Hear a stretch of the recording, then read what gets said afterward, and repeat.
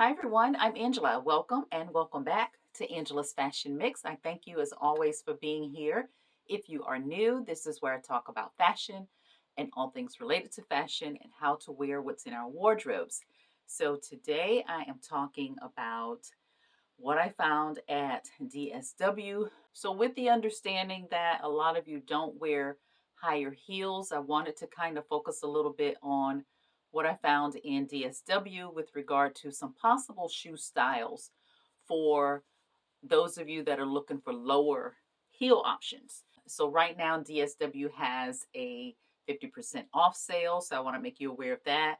But also, I'm going to show you some styles that I thought were cute transitioning into spring with some of the lighter colors, but a little bit of black mixed in. But also, it's the time to think about maybe those weddings that we're going to be going to just have some lighter color options there, but with a lower heel height.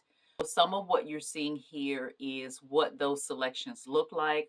I thought several of them were really cute, especially with the bows on the toe and also with some additional details in stitching and some additional details around the ankle. If you can tolerate an ankle strap on a wedge heel, the wedge is a more solid foundation as it is a solid sole with no break in the heel. So if you're looking for something a little more stable or comfortable, the wedge heel might be a consideration for you. So I just wanted to kind of show you what is available at DSW. The price ranges of what I saw range from about $59 to $79. And of course, there is a lot in terms of what's on clearance. The discounts are ranging from 20% off to 50% off, depending on the style or depending on the brand. So check out DSW when you get a chance and see maybe if they have something for you. I also found a surprise. I haven't been in DSW in a while, so I was also surprised that they have Aldo handbags.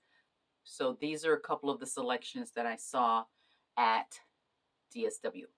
So I get comments about the closet system and how I set it up. Of course, there is a closet tour video if you want to take a look at that. I've attached a link here. And if you take a look at that, you'll see a lot of the components that I use to get the system set up. But I wanted to take you into Home Depot and show you some of the pieces that I used to get my wire shelving set up. So there's a wide range of things you can use. I was looking for economical. And with this first conversion, I didn't want to go all in with wood and all those kinds of things. I was looking for function over that kind of style. So I thought I would share that. And also with regard to the platform that I use that my shoes are sitting on, how I created that. And that also is an economical way to do that. I hope it's helpful. I encourage you always, if you are having pieces cut, that you measure multiple times just to be sure. Because what you don't want to do is take those measurements, have them cut shelving, and then you find out your measurements are wrong. You may have paid for a piece now that you're not going to be able to use. And also, with regard to what you're using the individual shelving pieces for, if you're hanging lots of dresses, lots of suits, sweaters, or coats, those things are going to be heavier. I say more is better just to have some additional support on your walls. If you are just hanging some, or if you're just sitting handbags, you're not going to necessarily need as many brackets because the weight is very different. If you're housing hat boxes, they're going to be lighter. So things like that you may want to consider when you're picking your brackets for your shelving.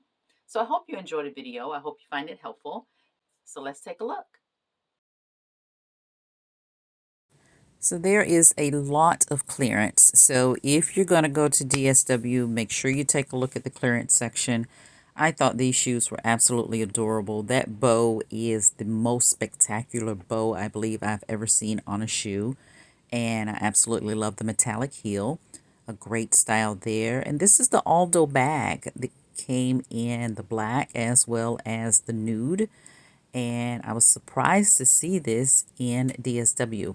I love the chevron pattern on it. I think it's a nice bag. It's very soft leather, and the double chain there can be shortened and always also worn as a long strap.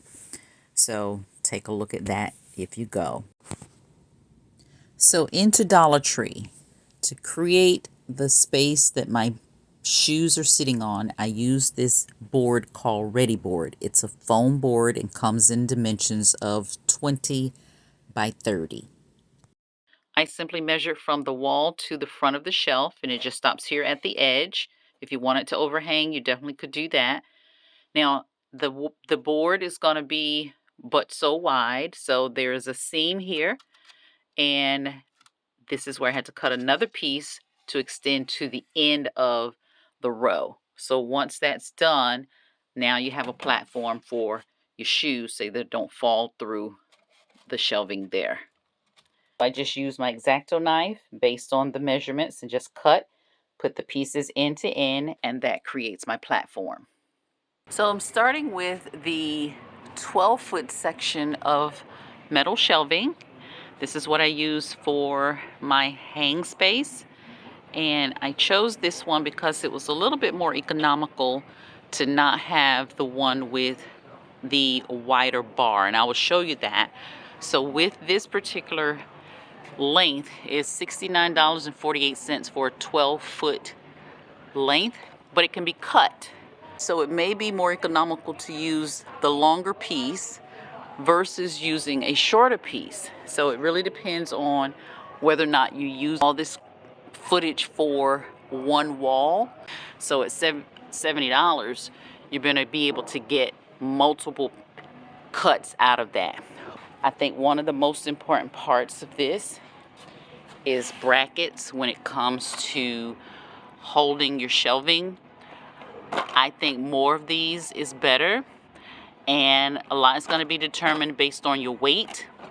If you're hanging sweaters or if you're hanging coats, I would say double or even triple up on these, because that weight is going to be pulling on that shelf on the wall, and you want to make sure it's not going to come down. So these are, and I use the 12-inch pieces. They do come longer, but the 12 inches works based on the width of the shelving unit.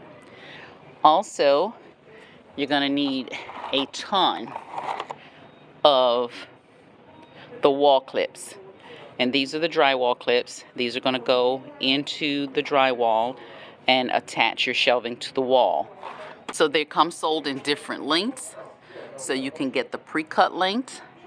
They come in 6-foot sections. They also come in 4-foot sections, as well as longer lengths. So if you wanted to use the bar, it slides a bit easier here on the bar, and I chose not to do that, but you can definitely use the bars. And with the bars, you're going to need this piece here, and the bar is going to sit right inside of here, and that will attach to the shelf. So that just makes a bit smoother sliding of the hangers. A lot of variety in terms of what you can do with your shelving unit. My biggest recommendation is to make sure you measure twice, so that when you get to Home Depot, you know that when that wire is cut, it is an accurate cut.